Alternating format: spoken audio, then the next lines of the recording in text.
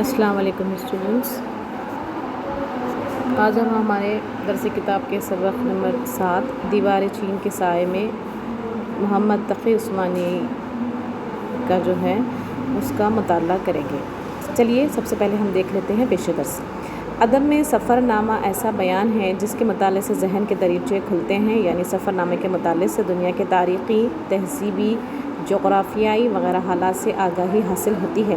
مصنف جس جگہ کا مسافر ہے وہاں کے عام اور خاص لوگوں کی زندگی کے بارے میں معلومات ملتی ہے، جو طالب علم یا پڑھنے والے کے شعور و بصیرت میں وسعت اور گہرائی پیدا کرتی ہے۔ اب میں آپ کو بتاتے چلوں، یہ جو ہے دیوار چین کے سائے میں ایک سفر نامہ ہے۔ سفر نامہ جس کو انگلش میں ٹریولاگ کہتے ہیں، یعنی کہ اگر آپ کسی مقام پر جائیں اور اس مقام پر آپ کچھ دیکھیں، اس کی تہذیبی، تاریخی، جغرافیائی، اس جگہ کی جو بھی حالات ہے، آپ وہ اس کو تحریری طور پر جو لکھتے ہیں اس کو کیا کہتے ہیں؟ سفر نامہ کہتا ہے۔ تو یہاں پر محمد تقی عثمانی نے بھی ایک سفر نامہ لکھا ہے۔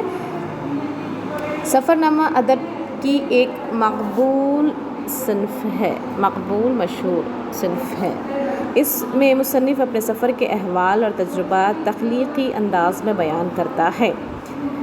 اگلے وقتوں میں سفر سے لوٹنے کے بعد مسافر اپنے مشاہدات اور تجربات لوگوں کو سنایا کرتے تھے۔ اب سفر نامے نے ادب میں ایک باضابطہ صنف کی حیثیت حاصل کر لی ہے، یعنی کہ پہلے کیسا ہوا کرتا تھا کہ لوگ جو جایا کرتے تھے سفر کے لیے، وہ ایک اپنے قریبی لوگوں کو اپنے سفر کے حال احوال سنایا کرتے تھے، لیکن کیونکہ اب اتنا نہیں رہا ہے، کافی سفر کم ہو گیا ہے، لوگ آنا جانا کہیں بھی کر رہے ہیں، تو اب کیا ہو گیا ہے، ایک ادبی اس نے ایک صنف حاصل کر لی ہے سفر نامے نے۔ سفر نئے ملکوں اور شہروں کی تہذیب و تمدن اور جغرافیائی حالات سے واقفیت کا ایک اہم ذریعہ ہے۔ سفر کے ذریعے مسافر مختلف لوگوں، علاقوں اور تہذیبوں سے واقف ہوتے ہیں۔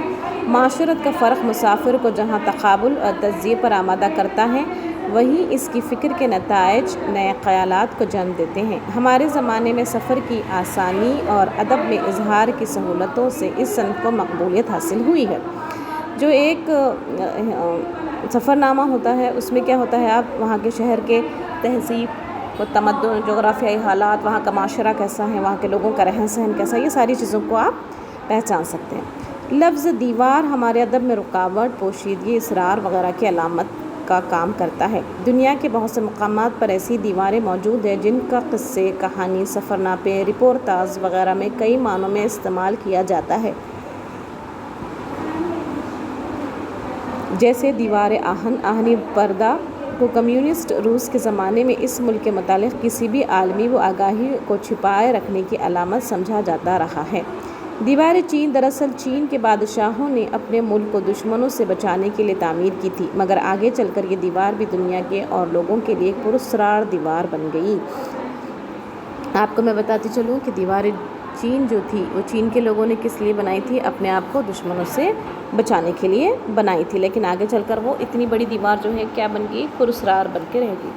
محمد تقی عثمانی کا دیوار چین کے سائے میں سفر کرنا چین کے حالات، مقامات، عوام و خواص اور ان کے افکار کی تصویریں سامنے لاتا ہے۔ اب محمد تقی عثمانی نے کیا کیا ہے، اپنے سفر کو پورا کا پورا آپ کو مکمل طور پر اپنے اس سفر نامے میں بیان کیا ہے۔